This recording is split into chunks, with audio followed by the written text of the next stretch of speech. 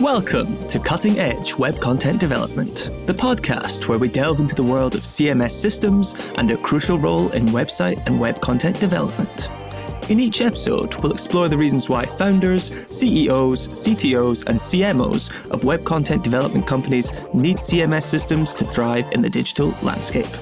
Get ready to uncover the secrets behind successful website management, content creation, and seamless user experiences. Here's your host, Jonathan Ames. Welcome to Cutting Edge Web Content Development, a podcast by ButterCMS. Joining me today is Marcello Grande, co-founder of First Person. Welcome, Marcello. Tell us a little bit about First Person and kind of your role there.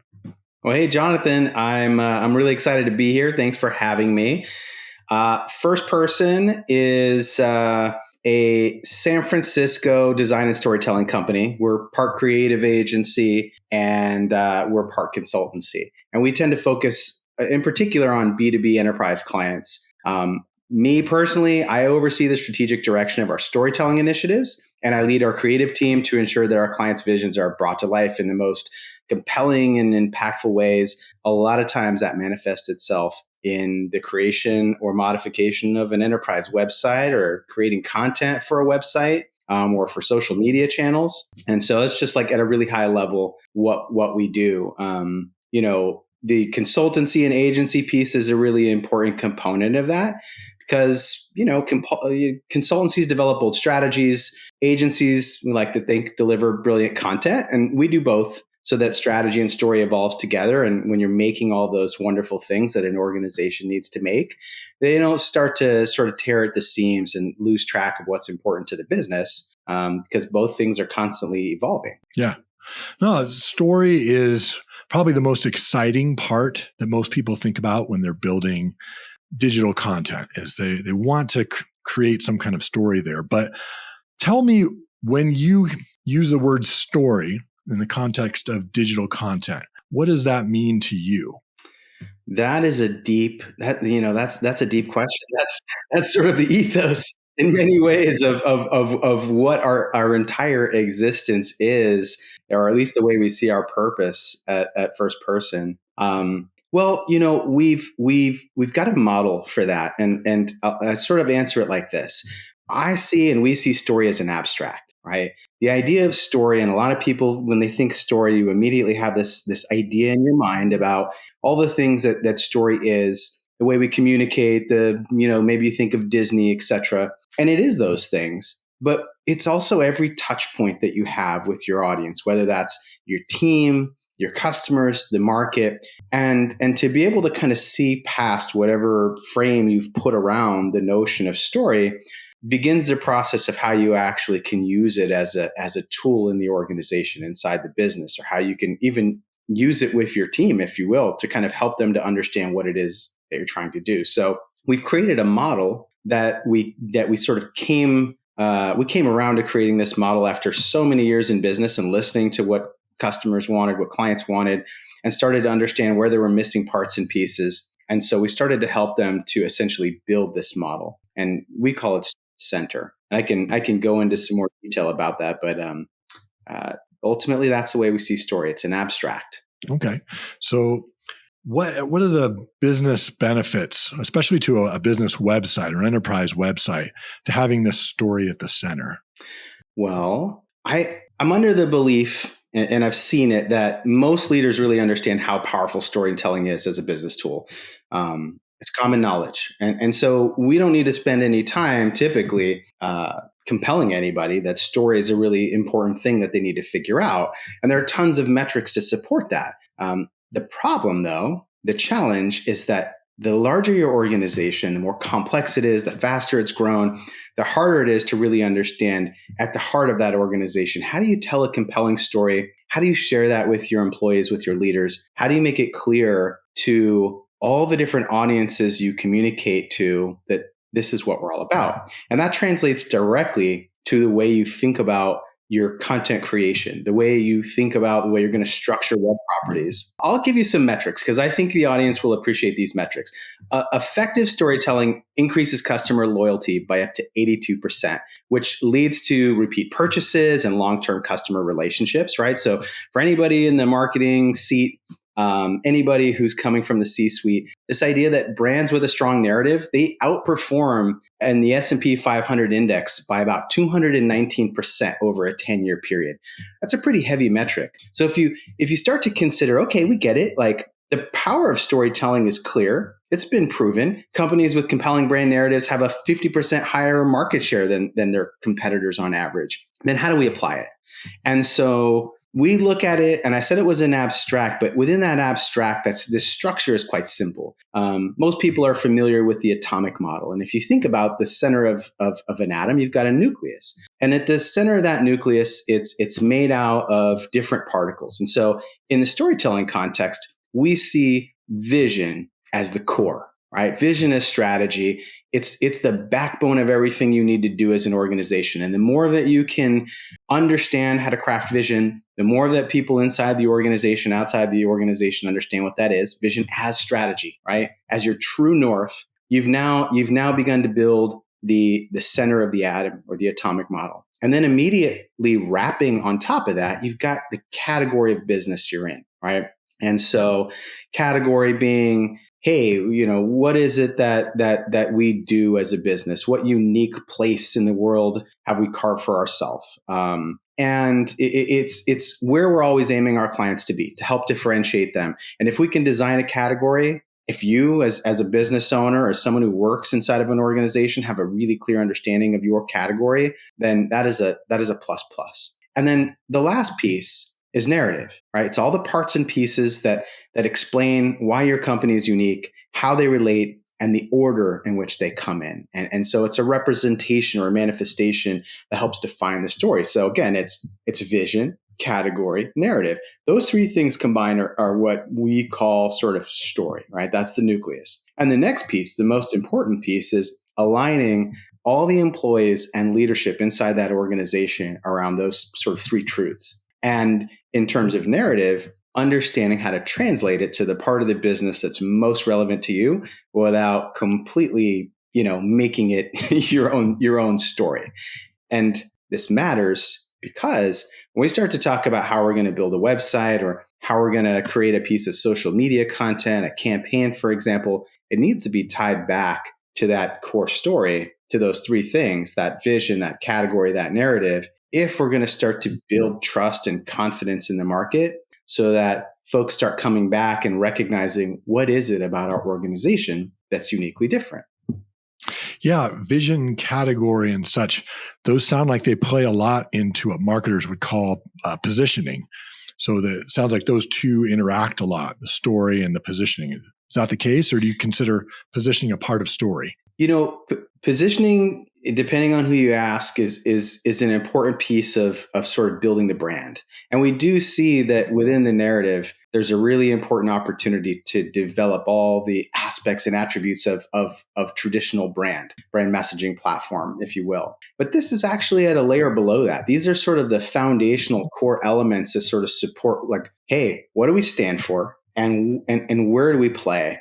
And once you figure that out, if you can figure it out, it's a lot easier to start to move forward in the business because, I've been doing this for a long time, 22 years or so. I've worked for a lot of agencies. I've worked with many of the Fortune 100s and 500 companies. And it's not that they don't have a good story to tell in most cases. It's that they have a hard time figuring out how to tell it succinctly and how to get all those people in the organization to agree, if you will, to align around, hey, this is what we're trying to say. And then eventually you can start to move that into positioning around a thing like a product or a service. Like, hey, how is this relevant to you, customer, you audience member, in the decision to buy or whatever decision it is we're trying to help make easy for you to understand. Now we're positioning ourselves directly to you. But hopefully we're already aligned on the fact that you came here because we do something really different and we share a view of the world. Like our vision is similar, whatever that happens to be. So this is something where it's like, say campaigns might be something in months and maybe positioning might be a year or two. This is something below that. Maybe once you get your story right, you're saying this is something foundational that maybe you'll keep for multiple years. Oh, yeah.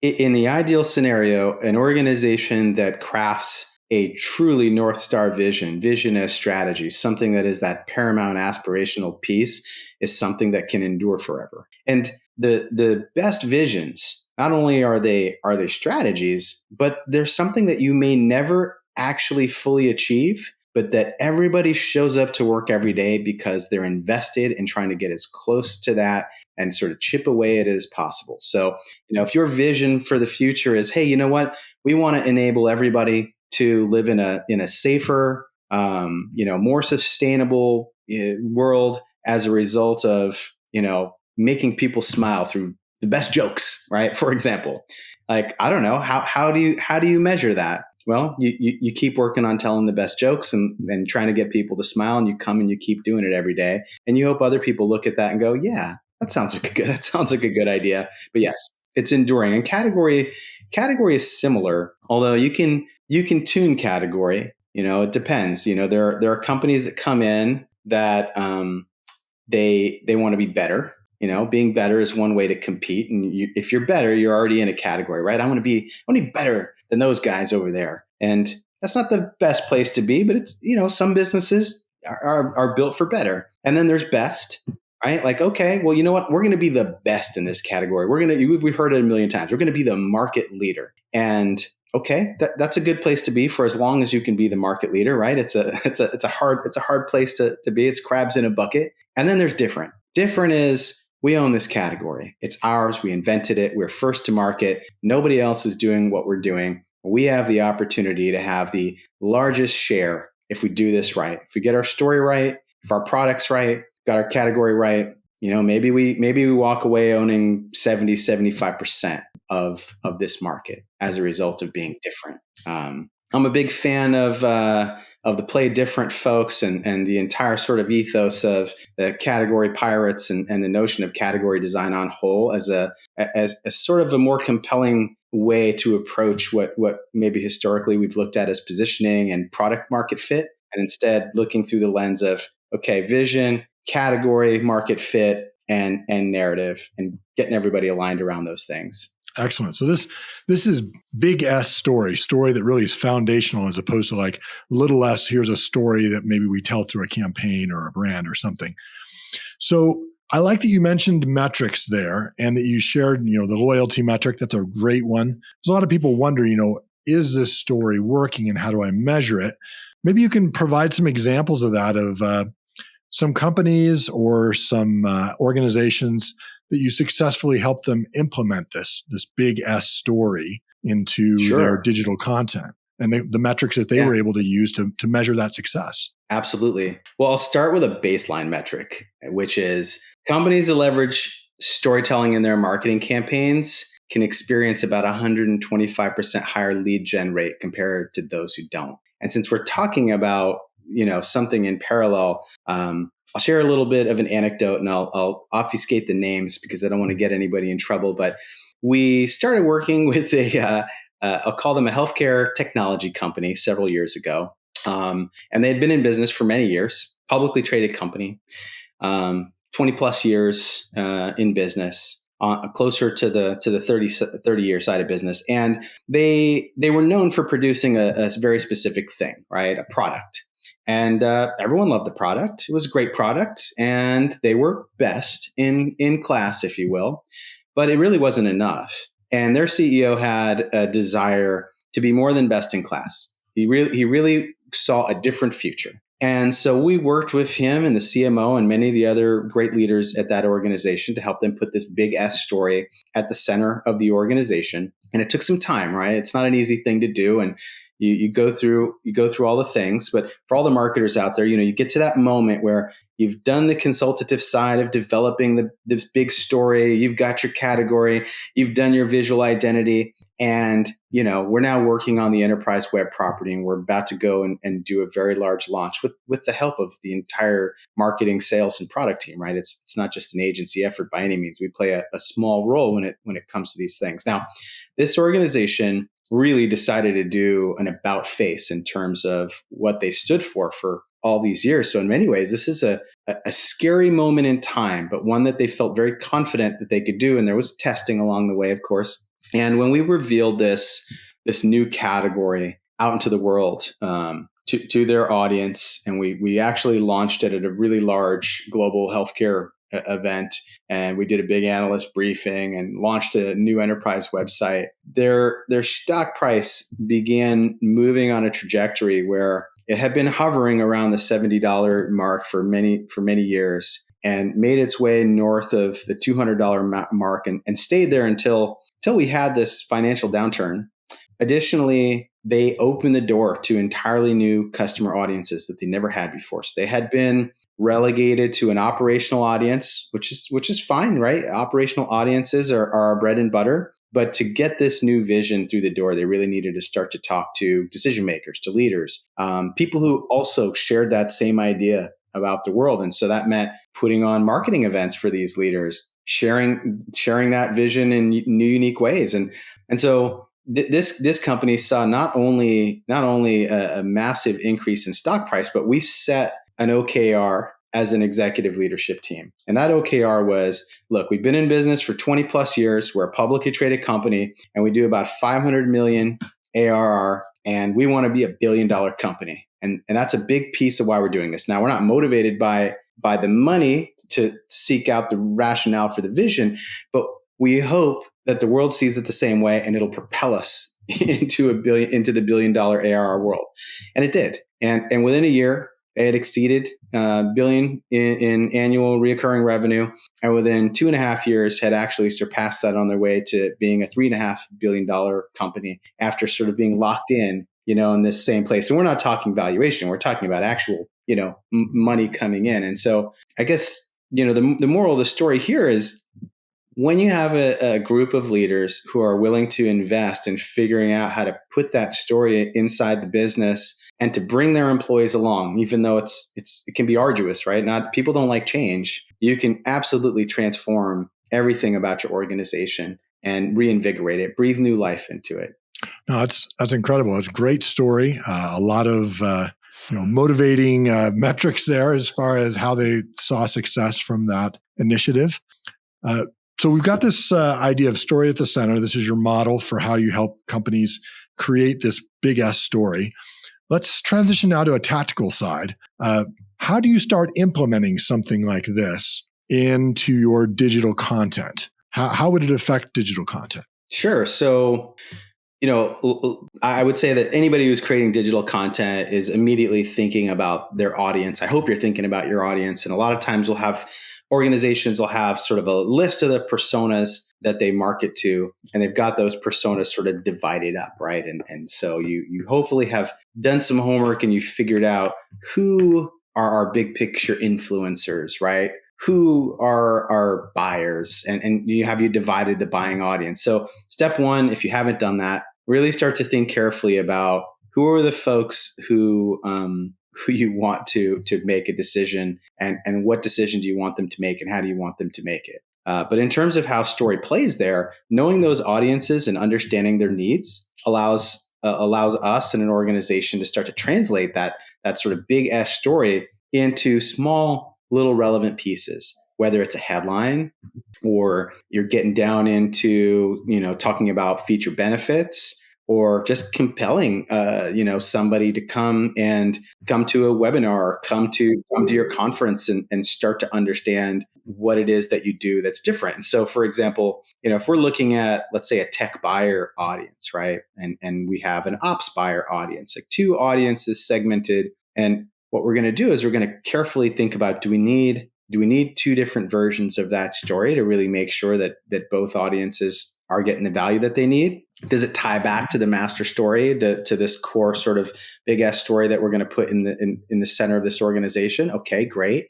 What action do we want them to take, and can we track it? Can we measure, what success looks like? And so typically we'd have KPIs sort of as your primary metric. Hey, we want to move the needle. We want to see demand gen increase. And so that means we need to capture 20,000 new leads in the next 60 days, for example.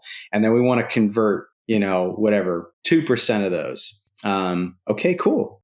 It's working. We've told a compelling story and people are telling us, or, it's not working the way we thought with the tech buyer audience. Ops buyers are getting it. Tech buyers aren't getting it. What are we doing wrong? What can we modify?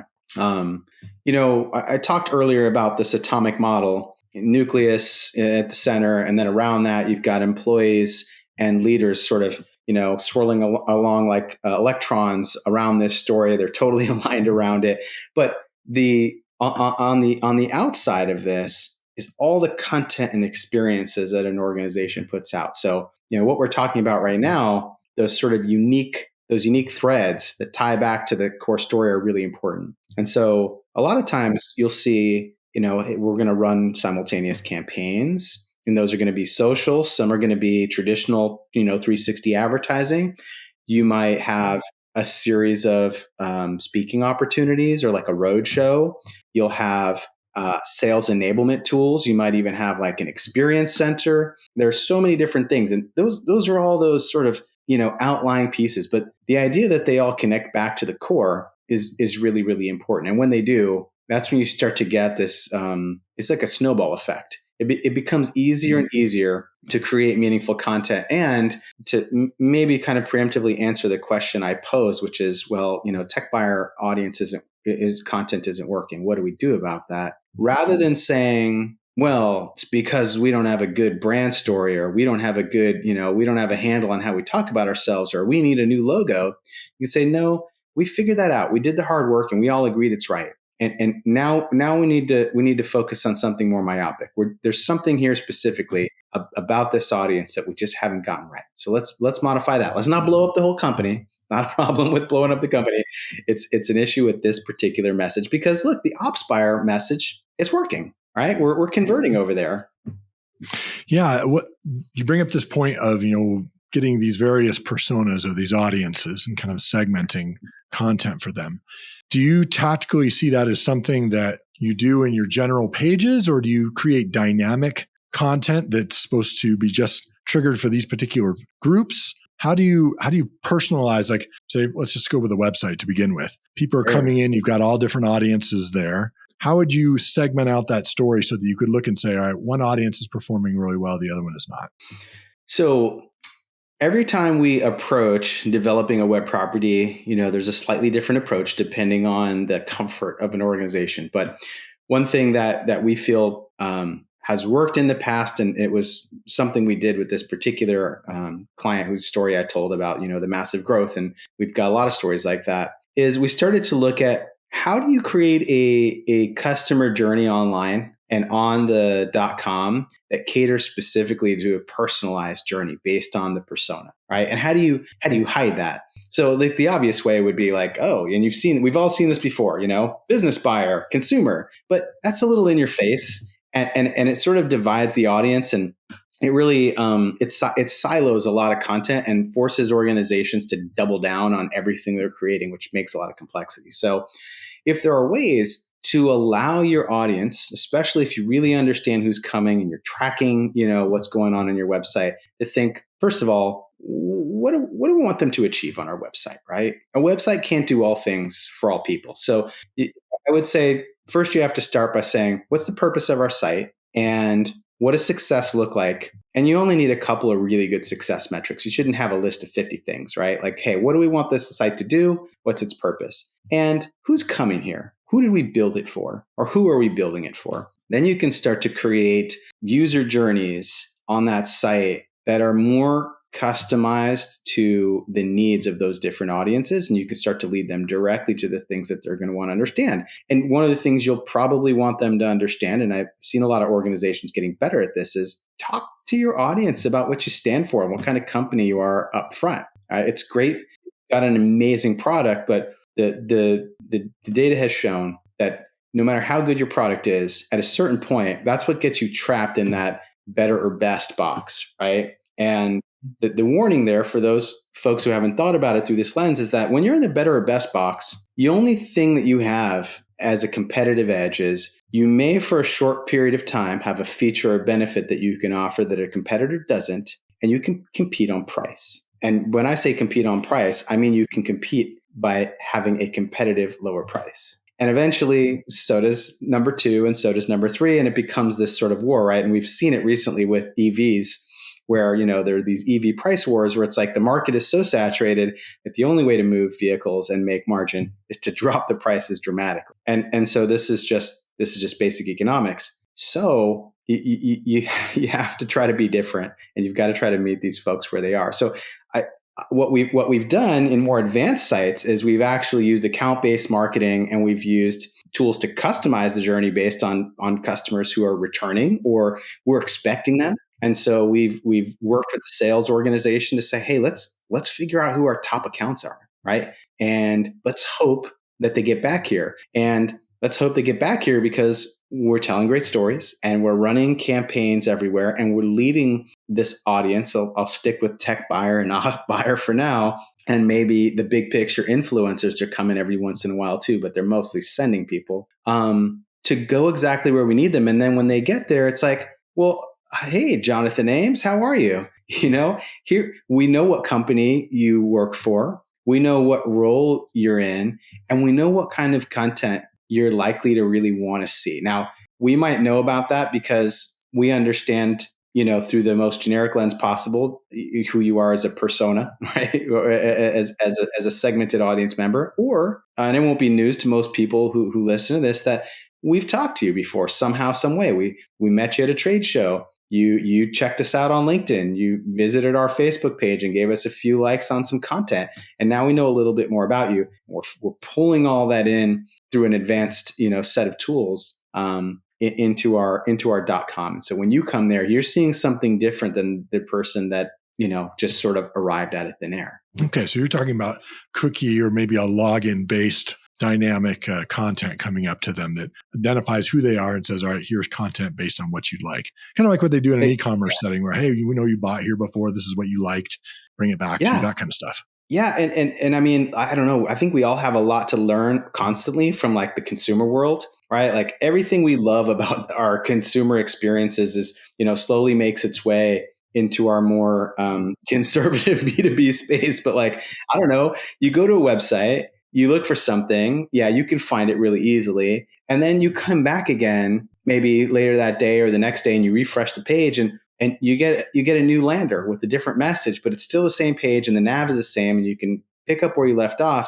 It feels like, oh, this company cares about me. Like they put some effort into this. And I know that's hard to do, or it can be hard to do, but it's getting easier every day. Like the tools that we have available to us are incredible.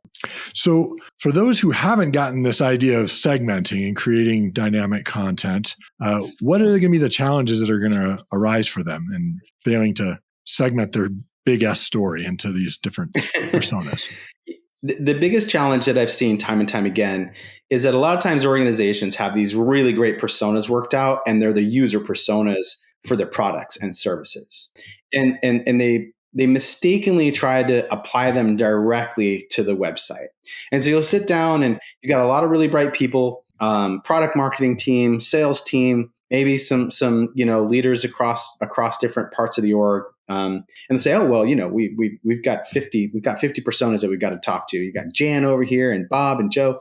It's like, okay, wait, let's be realistic. Again, you cannot build a website, and we all know this, but you can't build a website that does everything for everybody. But somehow, even though we know that to be true, and we've been building websites, for at least over 2 decades, we still keep repeating the same mistakes, thinking that if we build it, they will come. And so the first thing you need to do as a team is you need to really look at all those different personas that you have, those sort of software users or hardware users, whoever they are, and you need to start to bucket them together into groups. You need to do some synthesis. You need to think very carefully when you synthesize these audiences into not who they are necessarily, but what behavior or what thing do you want them to do on your website? So they may come from different places in the organization, but if ultimately you want them to, have the same sort of outcome or same response online,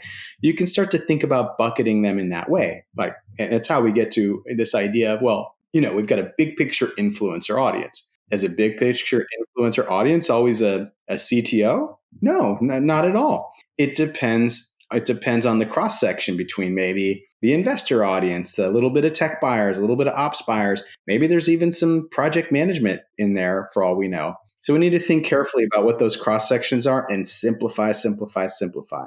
And I would say that if you're building a website and you're able to break it down and get to 5 or less audiences that you're really trying to serve, you're going to be in good shape. If you can get it down to 3, you're going to be able to track your success much more carefully. Now, you can debate this as a company. You should. I would recommend it.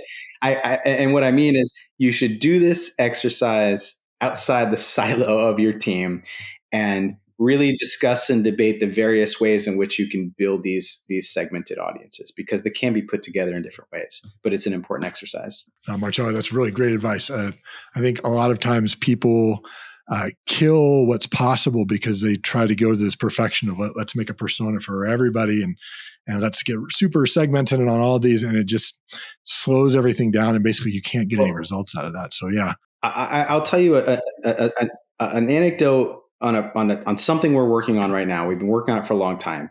Large enterprise company, global company, financially doing great. Big enterprise web project. They serve over 200 different personas. If you look at what's there, maybe more, right? And unfortunately, this exercise was never really executed to sort of think very carefully about how do we ladder up all these different personas that we have across all these different industries and all these different divisions of the business into something that makes sense. And it just didn't happen, right? That exercise didn't happen. And so it was bypassed, and a very expensive web property was constructed that took, a couple years, if not more. And it hasn't been able to deliver on those key metrics that the organization really needed that website to deliver on, which means, they're not sure where attribution is coming from. Like, lead generation, I don't know. Is it working? No, it's not working. We don't think so. Demand generation, that's not working either. And so reverse engineering these things is really painful once they're already in place, because now the common casualty, and again, I see this all the time with really large companies. Sometimes you'd be surprised who they are, even though they know they want to solve the problem, is that because you don't know who you're talking to, everybody thinks they know who they're talking to. And what you do is you create meaningless streams of content that you just throw at your website that nobody ever looks at. And you create all this debt and essentially just clog up the pipes, slow down the system, create lots of work for the marketing team or whoever has to manage all that stuff, all that SEO. So you're costing yourself tons and tons of money, and you're probably not really getting a lot out of that investment, all because we don't know who we're talking to. Oh, great advice. And you really simplified it down. What is it we want them to do? Let's find these buckets around what it is that we want them to do, and then build the content around that. So that's great. Let me ask you now some personal insights in your career. I ask this of all my guests, and I find it very interesting, the answers we get.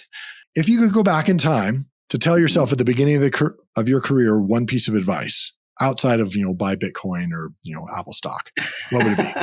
One piece of advice, if I could go back earlier in my career, I believe it would be that I would spend more time understanding the way that the businesses operate. I think understanding the way that large organizations function, how they thrive, how they fail, has helped me as a strategist. It's helped me as a creative leader. I spend most of my time working with CEOs and CMOs.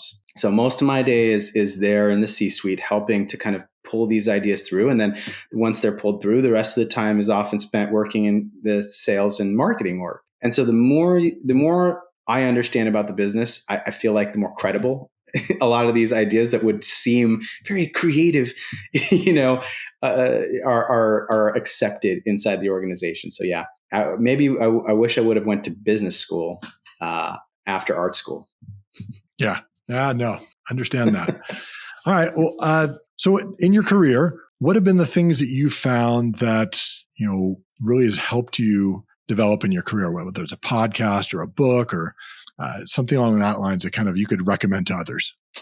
Yeah.